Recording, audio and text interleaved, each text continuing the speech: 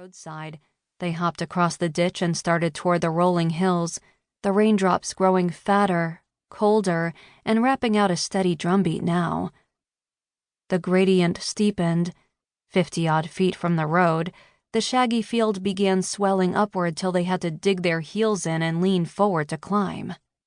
They had no shortage of close-growing firs and odorous cedars to cling to when the going got muddy and their feet began to slip in the rain-soaked mire. Clumps of wispy fog clung to the trunks and tree limbs, circled them like knots of spider silk. The air, only minutes ago summer warm, had shifted a few degrees lower without notice. The sun fell almost completely out of view as the storm front surged in.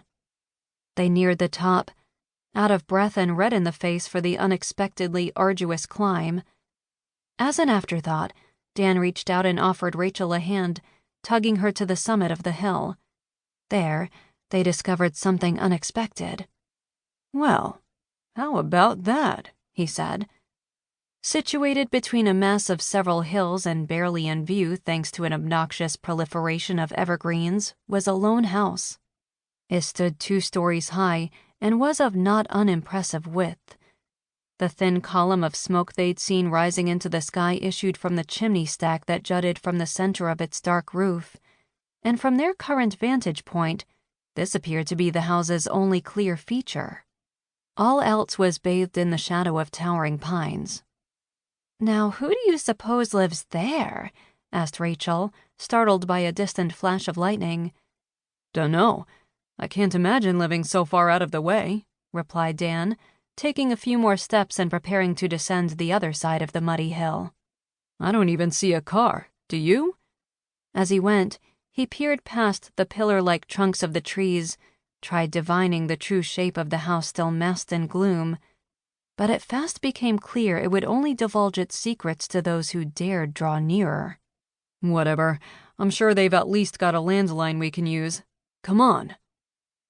Rachel followed him, bracing herself against tree trunks to keep from tumbling down the hillside.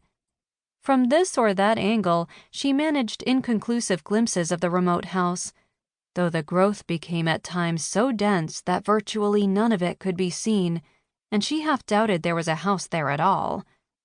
Is it safe?" she asked, white-knuckling the umbrella. "Of course it's safe," he answered derisively. "Country people are sweet.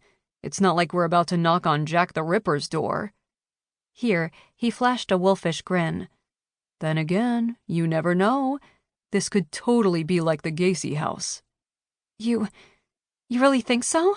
she asked, grinding to a halt. "No. Come on, hurry up, I'm getting soaked." Having reached the hill bottom, Dan began trudging onto the marshy plateau where the house sat, the land having been transformed into soup by the churning rain. The jacket he held over his head had grown sodden, multiplied in weight, and cold water had long ago invaded his shoes and begun climbing up the legs of his jeans. He cursed the weather and tramped through the ankle-high water angrily, splashing as he went. Rachel caught more than a fleeting glimpse of the house beyond the trees when the wind whipped through the hills and nudged aside the dripping branches for a moment.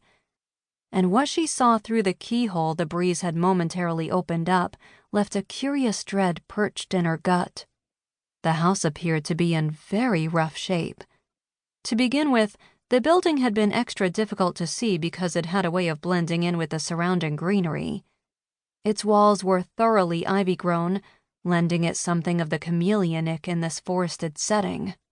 A bit of ivy, carefully manicured, could add some class to most any building, but this one had been almost completely overrun by it, wore it like a sweater, and what little was visible beneath the accumulation of leaves and vines looked quite threadbare indeed, mostly loose planks long stripped of paint and blackened by the seasons.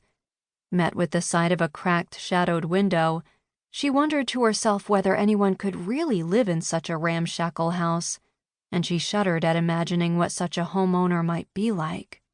Dan, though, kept pushing through the murk, stooping beneath low-hanging branches till he'd broached the shallow forest and infiltrated the yard, or what little untamed greenery could be taken as such. Tangles of wild grass surrounded the ivy-wreathed